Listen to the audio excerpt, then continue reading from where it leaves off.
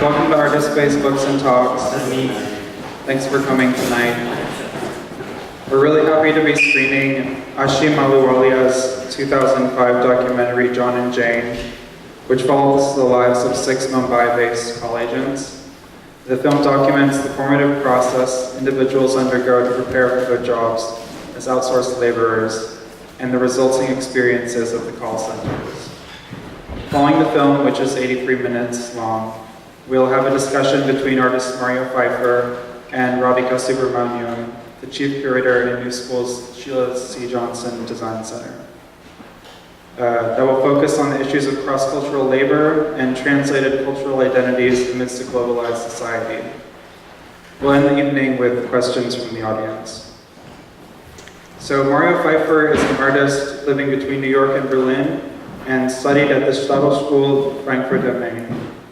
He was a Fulbright Fellow at the California Institute of the Arts from 2008 to 2009. Further grants from the Goethe Institute and DAAD led him to Bangkok, Marrakesh, Mumbai, London, and New York. A first monograph was published by Sternberg Press in 2011, followed by publications from Photohof Edition, KOW, and Spectre Books in 2013. Pfeiffer's works have been exhibited at MMK, Museum for Modern Kunst, Frankfurt am Main, Los Angeles County Museum of Art, KW Institute for Contemporary Art, Berlin, and Frankfurter Kunstverein. His film screened at Anthology Film Archives, New York, Red Cat, Los Angeles, MoCA Detroit, and Museum Libby, Cologne. Pfeiffer's recent publication, a formal film in 9 episodes, prologue and epilogue, A Critical Reader, is a response to his eponymous 2010 video installation and was produced entirely in the Greater Mumbai region, with local printers and manufacturers. Alongside the film, the issues it raises concerning flexible labor will serve as point of departures for the discussion. Radhika Subramaniam is Director, Chief Curator of the Sheila C. Johnson Design Center at Parsons and New School for Design, where she is also Assistant Professor with research interests in South Asian urban modernity and cultures of catastrophe. Her curatorial practice is cross-disciplinary and dialogic, committed to public pedagogy, critical urbanism, and political and social justice. She was the Director of Cultural Programs at the Lower Manhattan Cultural Council and the founding executive editor of Connect, an interdisciplinary art journal published by Arts International. Her projects include the forthcoming Art in Odd Places number for October 2013, Art in Odd Places Sign, co-curated with Erin Donnelly, 2009, and Cities, Art and Recovery, LMCC, a major 2-year international initiative focused on art and culture in the aftermath of catastrophe. She received a Seed Fund teaching fellowship in urban studies from the San Francisco Art Institute and has a PhD in performance studies and an MA in anthropology. So first we'll start screening the film, and then after we'll have a discussion. Thanks. All right, thanks for coming tonight, interesting. So now we are going to talk a little bit about the publication that we are presenting tonight, also in relationship to the film. That was a suggestion of mine in collaboration with Nicholas. So in 2010 I went to Mumbai. I was actually invited to work with 2 Indian artists on a project for the Guggenheim. So basically they were looking for an editor for their artist film, the 60mm film, and they somehow insourced me. So they contacted a curator that they knew in Berlin, and they asked for an artist to edit their film that was shot in different parts of India. And I confirmed my interest, so I was flown into Bombay. This all happened within 2 weeks. And I found myself in a very complex city, and was working with 2 Indian filmmakers on a show for the Guggenheim in Berlin and then later New York. So I got to know the city during the daytime, and at nighttime I was working as an editor. A little bit similar maybe as people in the call center. Once I finished this project, I decided to stay in Bombay to work actually on my own project. It wasn't planned in the beginning. This was then a film. The film installation is called a formal film in 9 episodes, prologue and epilogue. It's a 51-minute film shot on 35mm in the area of Greater Mumbai. It was shown in 2011 at Anthology Film Archives in New York, before and after in several exhibitions in a variety of places in Europe, and it's going to be shown in Bombay and New Delhi in the next months. So what we're interested in tonight is actually a book about this project, and this book is called The Critical Reader. I'm going to show a couple of images that somehow represent the book on a formal matter. The book is published in Hindi and English. It contains 12 chapters. It starts with a prologue as the film, then continued with film descriptions. It continues with essays by a diverse group of writers. They come from different fields such as urban studies, anthropology, art history. Some of them are curators, some of them are artists. We see several installation views of the film. This is, for example, an installation view from the MMK in Frankfurt, who co-published this book. This is a still that I filmed within an eye clinic, where young women, mainly young women, take on laser procedures to correct their eyes. This is actually a poster that I filmed inside the eye clinic. It shows a model from Southeast Asia advertising eye correction. In 2012, I went with the designer of the publication, Marcus Weisberg, to Bombay in order to research several materials. We met writers, we met printing houses, we met people who source papers, in order to think about how could we actually make a book. A core question that interested me when I made the film in India is that I was educated in an industrial country, going to a developing country.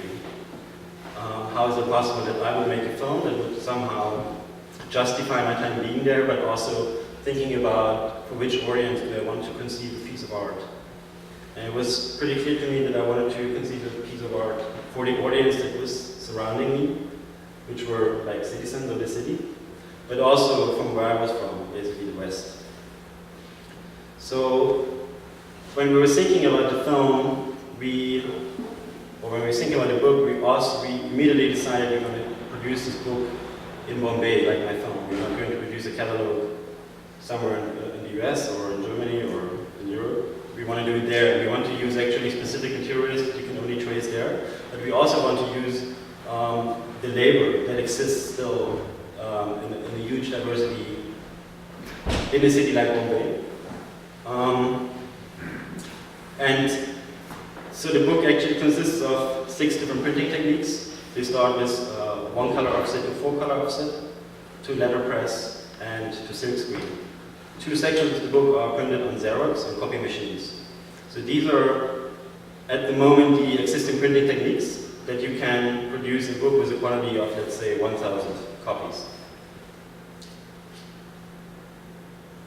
I'm going to show a couple of production images.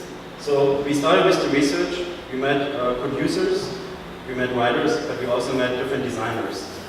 So the designer in Frankfurt was then asked to collaborate with a designer in Bombay. The designer in Bombay, Kunar Rawat, founded a design agency called Grandmother India. And he had more of also an artistic background, because one has to imagine Bombay as a very commercial marketplace. Yeah? Advertisement, film production, music, these are strong industries that have a huge volume of capital.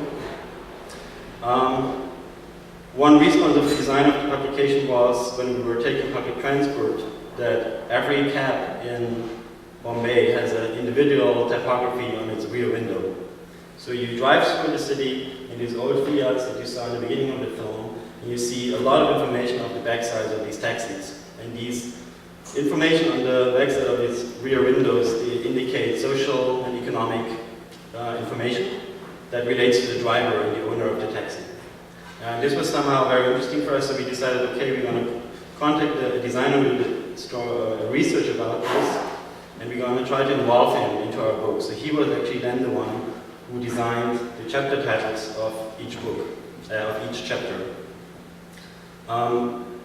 This table was something that I produced in the course of the production of the book. It's an Excel spreadsheet indicating for each chapter or episode of the book, the writer, the number of pages, the paper quality, the color of the paper, the printing technique, and the producer. You see different colors that are indicated here. Some of these colors are actually referring to administrative usage of paper colors. So in India, for example, you have certain colors attached to a certain use of a paper, for example, applications, legal matters, forms, and maybe even confirmations.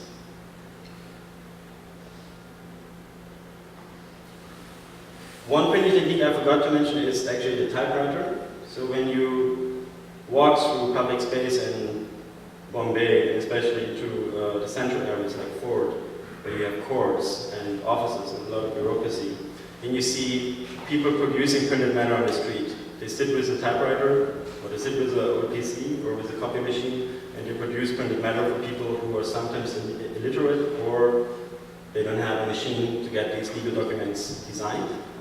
So you have actually a huge resource of manufacturers who produce printed matter for specific things. Here we have a studio view of the design agency at Pfeifer, Grandmother India, where they redesign based on photos they took in public space of mobile individual designs for our book. So the only thing, for example, what we told them what we need is a vertical design instead of a horizontal design. We gave them 3 words: epilogue, prologue, and episode, and we would like to have them in English and in Hindi. We would like to edit later on which ones to be used inside the book.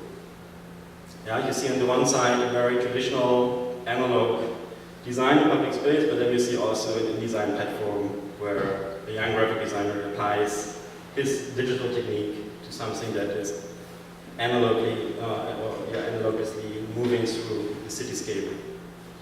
Here we see the actual producer. So the actual producer in the suburb of Bombay, and there are only a few of these producers in the city, he takes the digital file, prints it out, and he interprets it with his skills.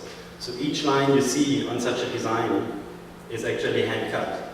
And he applies it to a window, usually, to a glass. In our case, he applied it to just a piece of glass. And then he delivered it to the designer who scanned it and who sent it to us. So the situation was that after the research, I did not go back to Bombay. Instead, I was in New York writing and copy editing the book, while the designer was in Frankfurt and our producers were entirely based in Bombay. During the research, we met several printing houses, but they somehow had a lot of trouble with the book we wanted to make, because we really wanted to integrate 6 different printing techniques, these different papers. We wanted to have 1,000 copies, and we needed a certain quality for certain aspects of the book so that it can be traded internationally. The first big printing house we entered to, it was an interesting situation because we had already a dummy produced, and we showed them the dummy, but instead of trying to understand the project, they would give us a catalog they produced for a painter, international painter. So they would show us actually a product that was similar to what we would produce here. And they would, similarly, maybe like in the film of Ashim, they would try to create a product for me as a customer that would satisfy my cultural and my aesthetic needs.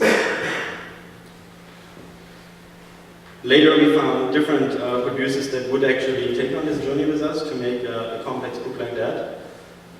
And that would mean that within our production structure, we would need to outsource certain aspects of the production to different printers throughout the city. They would all deliver to one printing house where the book would be bound. So we basically have a German printing machine, a Heidelberg 4-color offset, to a letterpress machine in the letterpress block, to a Xerox machine. And within this process, there was a lot of negotiation of which materials to be used for which content. So basically I, again referring maybe to the film, that's maybe the circle we want to draw, is because I saw this film in 2010 in Bombay. The filmmaker was strangely the husband of the person who actually invited me. Yeah, so I had a lot of conversations about this film while being in Bombay. And for me, it was a strong question making the film, but then also later reflecting even more so about the book. How can you engage in a local production on an international scale, and how does these two cultures and also these hierarchies that come along with such a production, how can you deal with that artistically, but also economically and politically and socially? So basically, I was based in New York at the time of production, and I often got calls, like here at the strangest time of the day, where I was asked to make formal decisions for my book. Yeah, whether I often refer then to the producers on location to say, I actually, for this specific project, want you to make a lot of decisions because the actual content and the communications through it, you know better than me.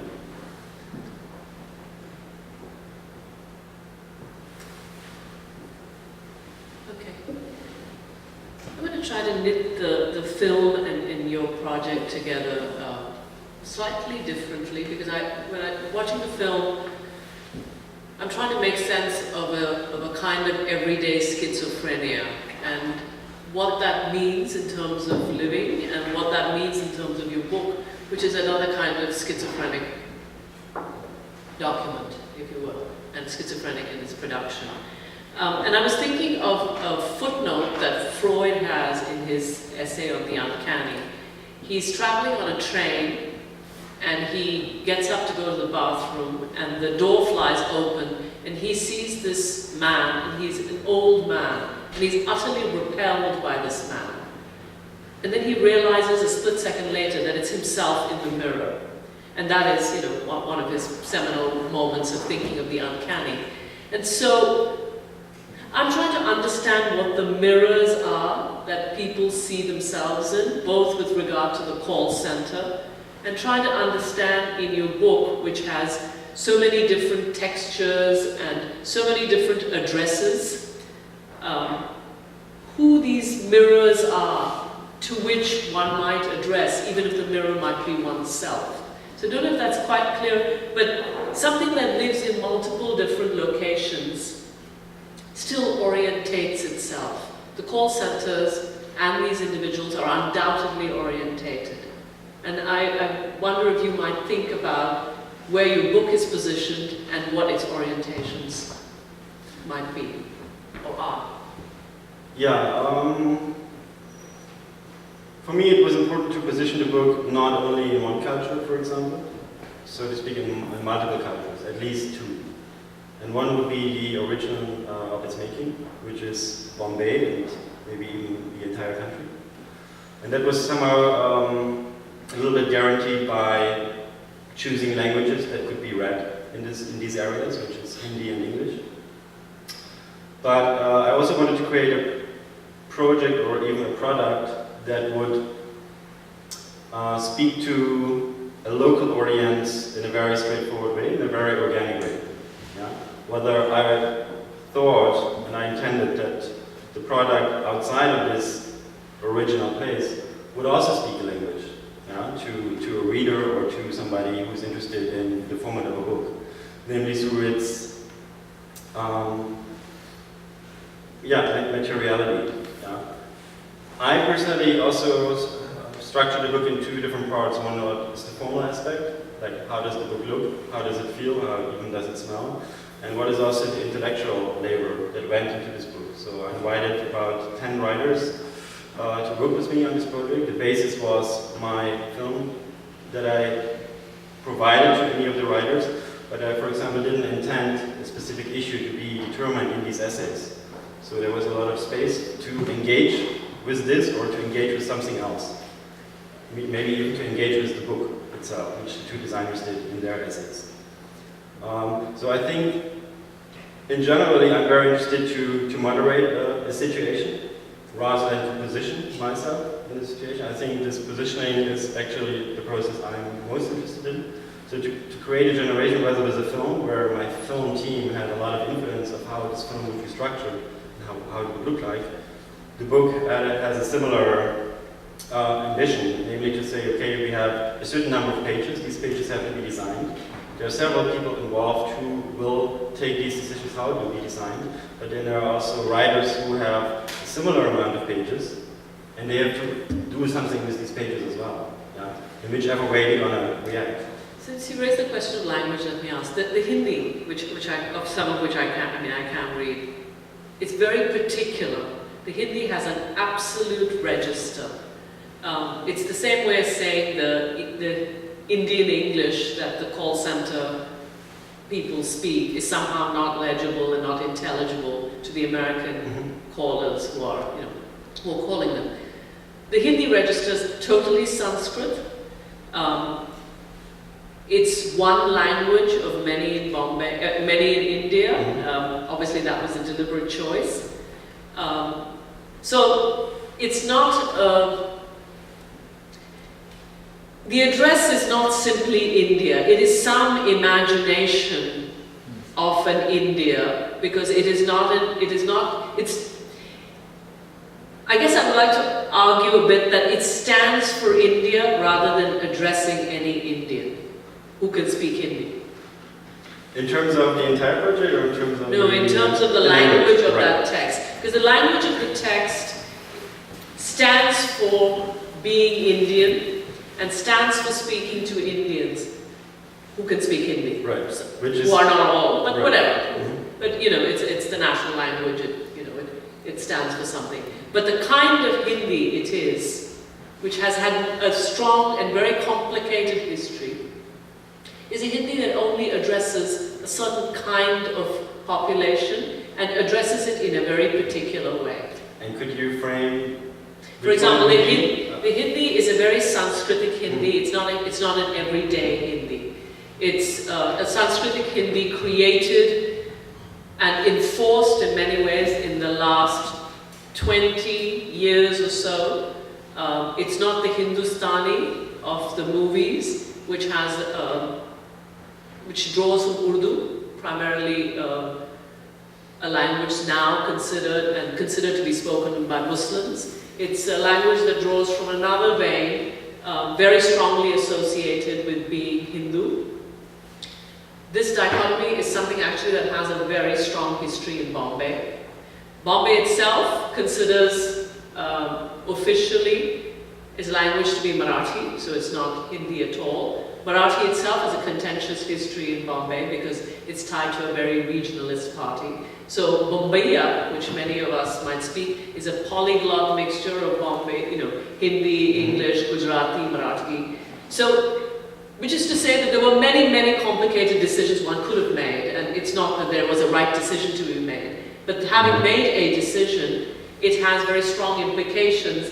And so, when you say Hindi stands for an address to the people with whom you've collaborated, and I do believe many of it was a true collaboration, it doesn't, I would like to suggest that it doesn't really, it stands for them, It doesn't actually address them. It might exclude somebody also.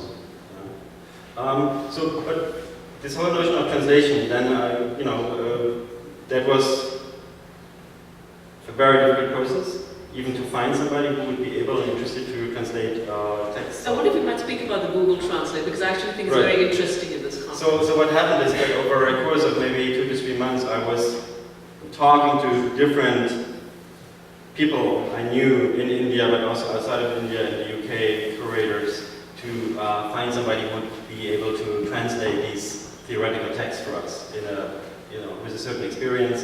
And it was very, very difficult. So finally, I got a translator that was working a lot with one of the blue chip galleries in Delhi and translate their press releases. So finally we managed, because somehow, we believed also that it would be very important to have Hindi, and my advisors in the project would always refer to that kind of Hindi that you describe with your point of view, whether those collaborators would describe it maybe in a different way. Because I was simply not able to judge these things. That also has to be said. That I had quite a few advisors that again had the liberty to influence this project in the best way they thought. I'm actually interested in knowing what those discussions were. Because discussions of translation are interesting. They're what stage what stage the event. So exactly. So what I then did is I commissioned the first 2 essays to the translator, and then I sent them to my copy editor, and he said, okay, these translations are fine and they are somewhat appropriate. So in the course of the book, with 12 textual contributions, you then decide to give all of the text at the end to the translator and then after that to the copy editor. But then the translator was somehow believing that we wouldn't check all of these translations right away. So what the copy editor then told me that most of the texts that he read were Google translated. Yeah? But the fee for the text, or the income of the translator, was somehow for, on a local basis, it was a lot of money. For me, it was the money he asked for, so I was happy to pay him the fee he asked for, trusting that the quality could be used for making a book, which wasn't then the case. And then, an entire complex this discussion started between the copy editor, me, and the translator. Yeah? And then in the end, the copy editor decided to translate these texts based on the Google translations and to bring them back into what they should be. Yeah?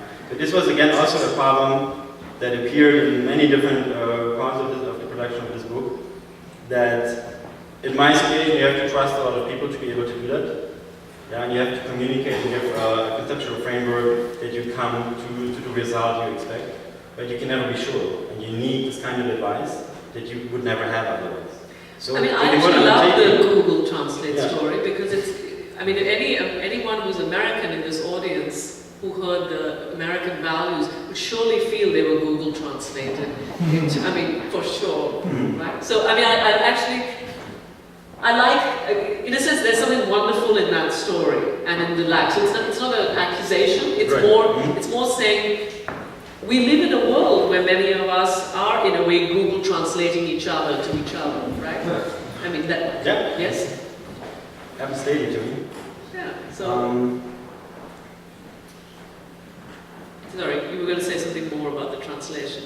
No, in the end, again, I had to, empower other people to actually make this happen. I was more interested that somehow we have one page in English, which I could read and copy edit, and we would have one page in the book that I could not copy, edit, and read.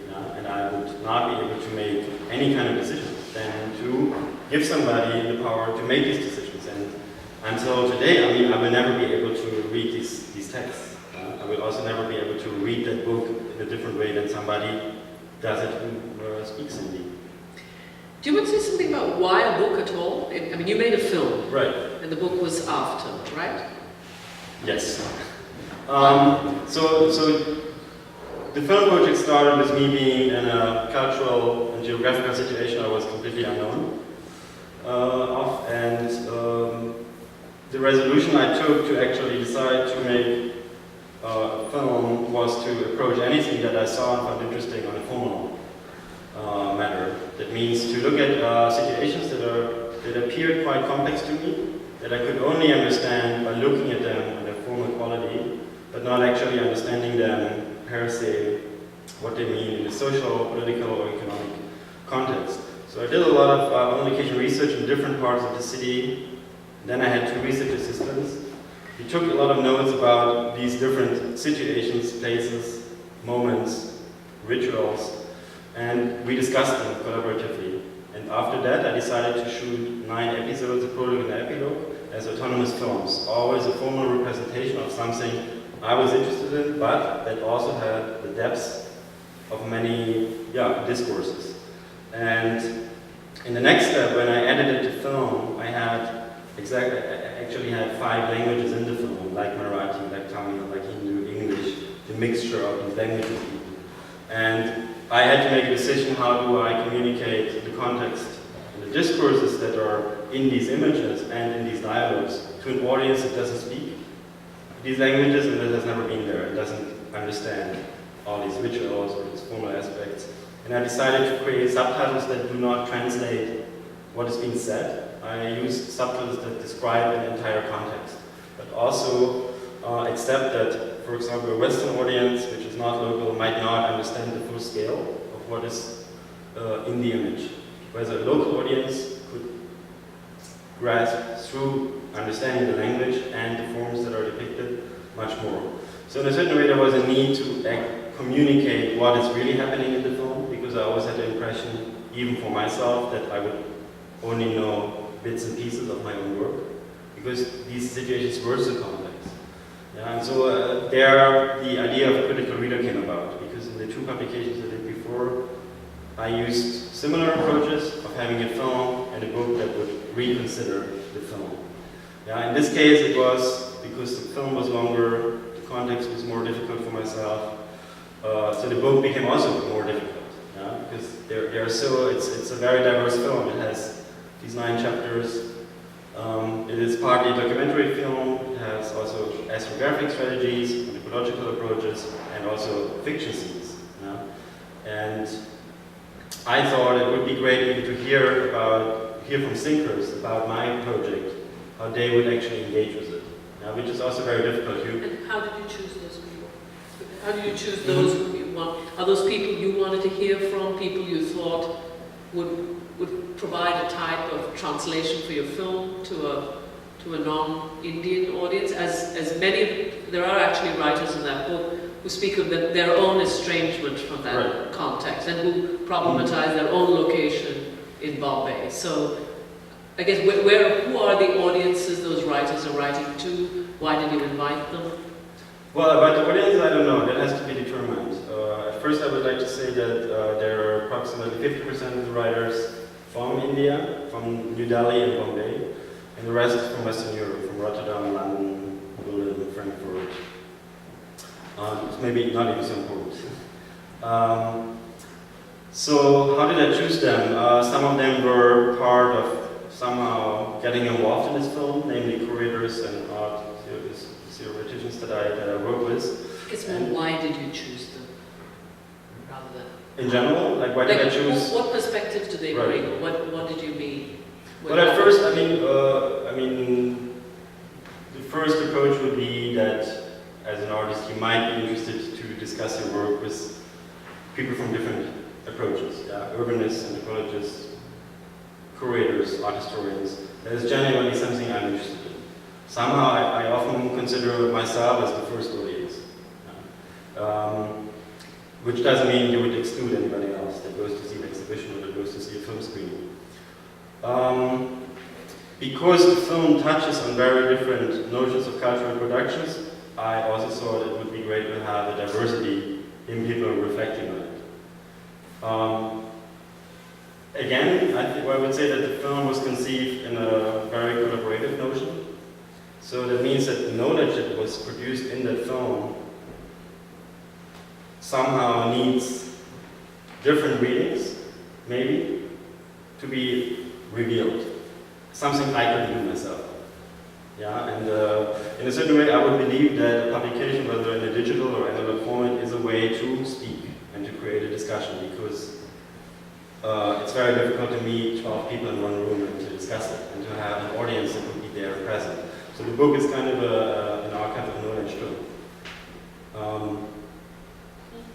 Yeah. What if this is an appropriate moment to turn it to the audience? Yeah, I think this Yes. is good if we have any questions. Does anyone have any questions?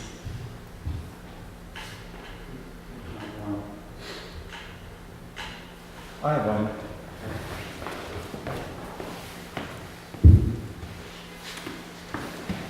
I missed your name at the beginning, not Mario, but Radhika. hi. I feel like you're really interested in challenging Mario's attempts at some kind of incorporation of a voice that's not his own. That I am interested in doing that? No, and it's sussing out how earnest an attempt he made at finding a voice that would be foreign to his own.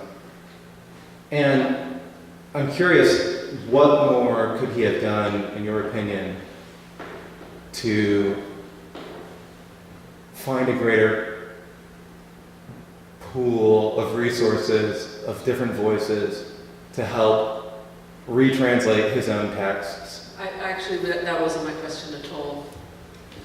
Not a question, but like That wasn't how I perceive your perspective. No.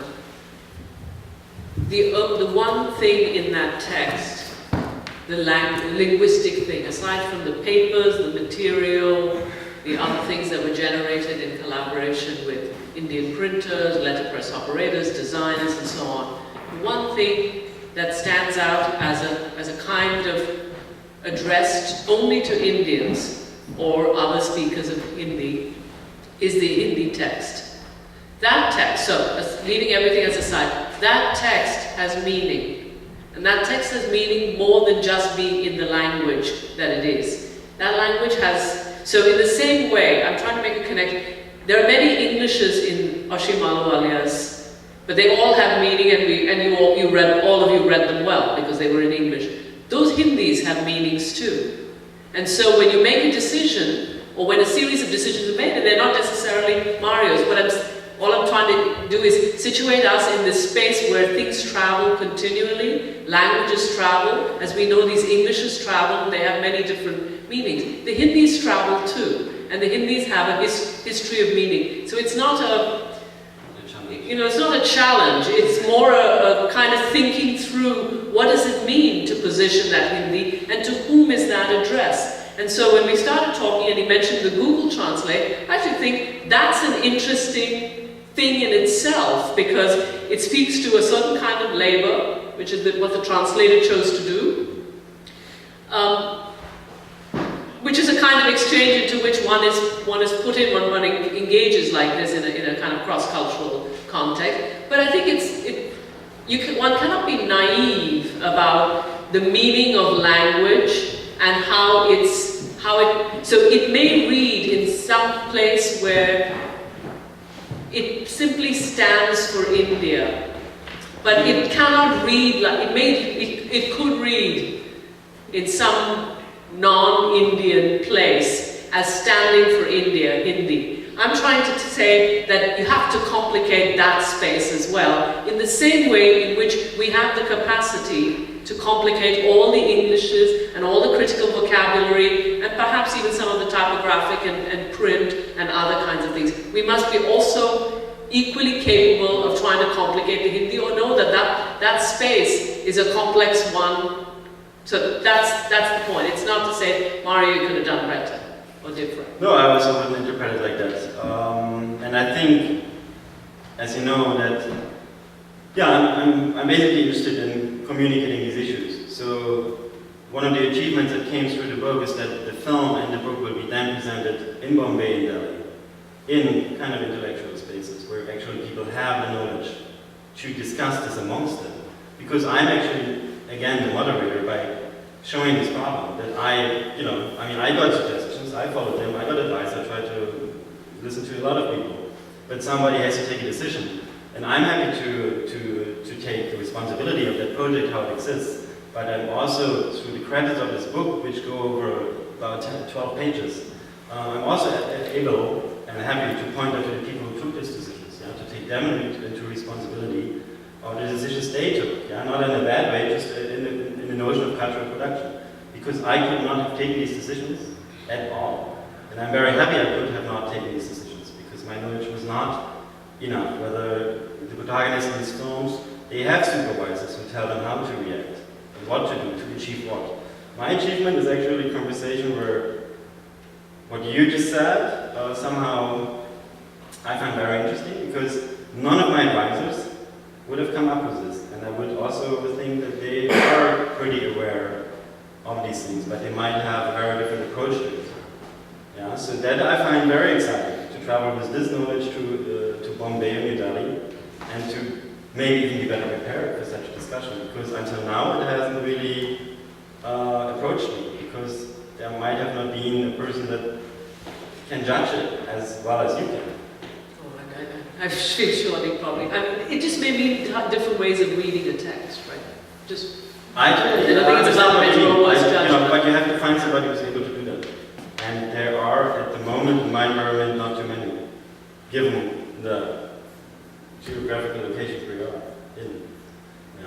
So, I mean, what's sort of fascinating is how place travel. How in a context where things are continually traveling, what's left of the staying in place when everybody is moving, and when people are moving in their minds if nowhere else, right? So it's a kind of interesting environment to consider very sort of narrow located coordinates when work, ideas, hair color, whatever, is traveling at a rapid pace, and in people's minds, they're living wherever they choose to live, right? And it's sort of kind of fantastic and wonderful on the one hand, and then on the other hand, you're trying to see in the middle of that, where is a sort of staying in placeness, or is there a placeness left? And obviously there are very rich sensory environments from which you're drawing some of the papers and people are living, but there is also a kind of mobility that is radical in one's head, if not, if not physically so. So it strikes me as a kind of, not that this is new in the history of the world, but it's certainly a kind of interesting moment to think of it again. I think we have time for one more question, if there's any more. No? Richard? Okay.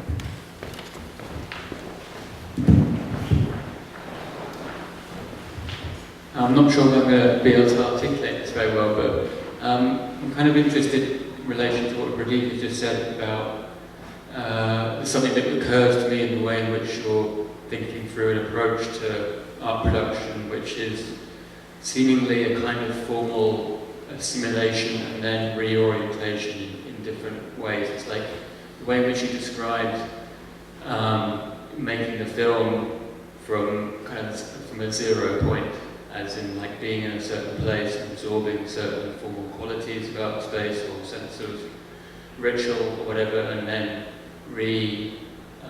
just processing in that and reformulating that in the same way. And the book is in a similar sense about material, texture, conceptual apparatus, whatever, and then just kind of reformulating that linguistically,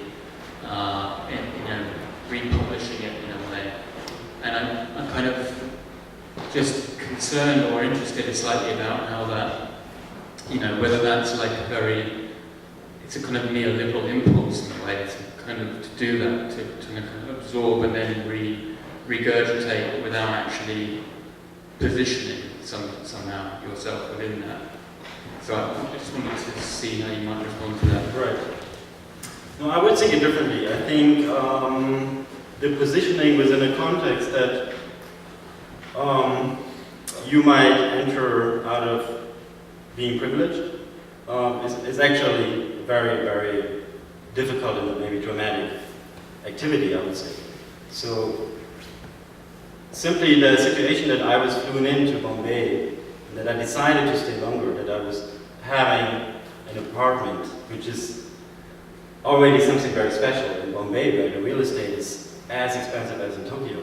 Yeah, I was getting there at time, I had resources, I had informants to make a film. So then the question was, what is this film about? Can I actually represent anything that surrounds me appropriately to what it actually means? And I wasn't sure about that. So basically when I started at point zero, I just looked at things that had the depth, but I wouldn't claim that I knew it, what it means. I needed people that would advise and work with me to understand it. And I wasn't afraid to share this also in the way the film is constructed. And similarly in the book, I contributed 3 parts of the book in text. Yeah, but there are also 9 other people who also contributed with their ideas. Because my position would always be to only claim what I know, and what I see, and what I'm sensitive about. But I would also open the space for people around me to speak with me about these concerns. So I think I could position myself now with the film and the book, but this position would mean that only in a collective effort you can actually speak about something bigger than yourself. That's how I would look at it.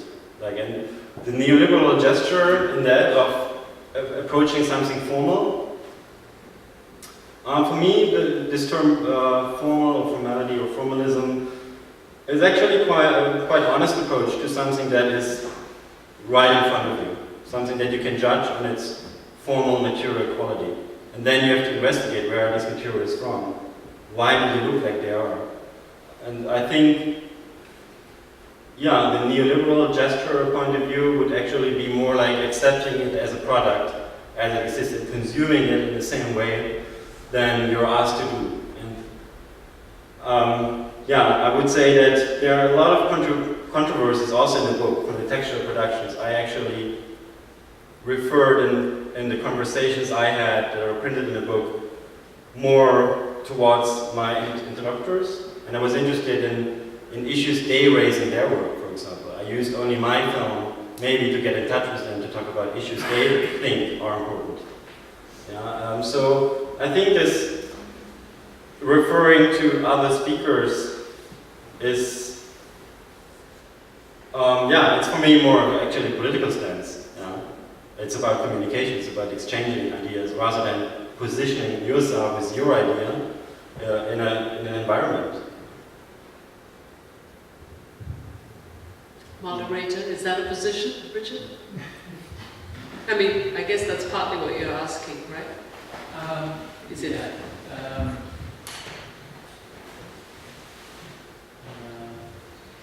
Yeah, I guess it's just, I think there's something interesting there about creative labour in general, and it seems like you're somehow mirroring in the processes that you've described a very kind of advanced form of creative labour, which involves outsourcing and multiple kind of voices that you're deferring to continually in this kind of complex, this matrix. And then, but the question always within that is exactly what is the point at which you're creating a kind of the centre of the matrix, from which it all comes together in some way. Are you the spider at the centre of the web, right? No, don't take that seriously. No, I mean, also the entire project was based on an accident, I could say. I didn't plan to go to this city. I didn't plan many of the things I ended up doing. But I thought that was also interesting, how you move and you do things and you formulate things. And this is a project where I didn't see myself in a position to say, this is how it is. I would say there are many things and they're all the way they are. And I'm interested in all of them. And then it's the question, can you make use of all these different things to create something, create a structure that combines these things, but still then individual. I would say every writer in this book is an individual author with his ideas and his thoughts. And my film might appear in his thoughts or not. It doesn't matter to me. For me as an artist, it's also, in the moment I decide to make a film, it's one way to suggest something, a thesis. And then you of course want somebody to argue with you about what you have done. And then you would have to see, okay, is it interesting what you have suggested? Can I engage in a conversation about what you have suggested? And if so, then I think it could be interesting. Do you see yourself as the editor of these texts? Of the book, not of the text. Yes. Yeah. So I would say I'm the... I don't mean a copy editor, but do you see yourself as the editor? Yes, I mean it's a very difficult process, as you might know, to edit a book, to create, to invite different writers for a timeline with a subject matter. It's a very, very difficult process, I would say. And I meant as convening a conversation. Yeah, you try to, but of course it's limited because every voice speaks. And you might not know what this voice speaks before you invite that voice to speak. And that's also good like that. Now, I wouldn't like to change that. But if you say, if I'm responsible for the entity of the book, yes, but as much as everybody who contributed. Can I ask then, Mario, how particularly did you invite people to write texts on certain subjects? How were you very precise in that invitation, or was it, open to the question of, write whatever you want to write on? Actually, only was one writer, Amira Gad, from Witte de Wit in Rotterdam, because the way she approached my film installation was always, very, very technical, I would say, because she was one of the few people that had a chance to see all the exhibitions in Europe. So with her, I had a longer discussion about how to write about this installation. But anybody else that contributed, especially writers from Bombay and Delhi, there was only a minimal interaction.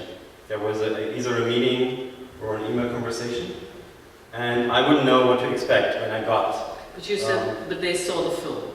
They had seen the film. They got a copy. They were provided as a copy if they've seen the film. And there was some notion that they were responding to that. Yes. Yes. They refer slightly, but I mean, Koshigomik writes about marriages and class relations and the symbolic means of marriages in the Indian society in the last decades, but also today. Knowledge I personally don't have, but of course in the film there is a scene where there might be a marriage between the two protagonists, but we also don't know. Yeah, but he took this issue as it interests him to explain his thoughts about symbolic marriage in India today. And I thought that is a great contribution that has maybe something to do with my film, but I guess not. I guess he would be anyway interested in it. He just took the platform of my book to write about it. And I think that is, it inspires me. Yeah, and the essay by Ranjit, I mean, it refers strongly to my film, but what he actually talks about is on a much bigger scale. Yeah, about national identity,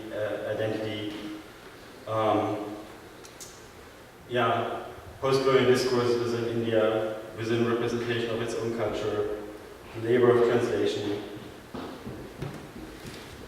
All of things I could not have suggested in that way. I'm sure I couldn't. But I'm happy he suggested them to us. I think that's a good place to end. Thanks, Mario. Thanks, Radhika.